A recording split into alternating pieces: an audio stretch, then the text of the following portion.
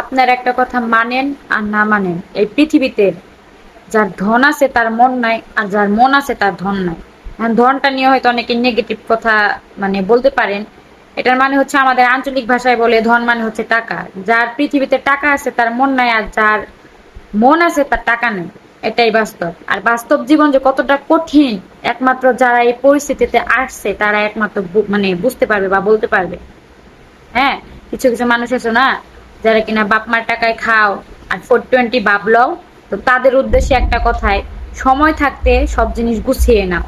এটাই হচ্ছে তোমার জন্য ভালো কিছু হবে। ঠিক আছে? আমি শুধু একটা জিনিসই ভাবি, একটা কাগজের যে মূল্য, মানুষের ওই পরিমাণের মূল্য নাই। আজকে চিকিৎসা করতে যাও টাকা লাগবে, আজকে কোথাও ঘুরতে যাও টাকা লাগবে, আজকে খাইতে যাও কিছু কিনতে যাও টাকা লাগবে।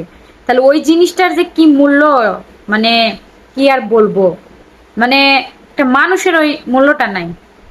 তাহলে ভাবো, একটা কাগজের যে মূল্য আছে ওই মূল্যটা মানুষের নাই। মানুষ, হায়রে মানুষ, মানুষ যে কতটা অসহায় কি আর বলবো।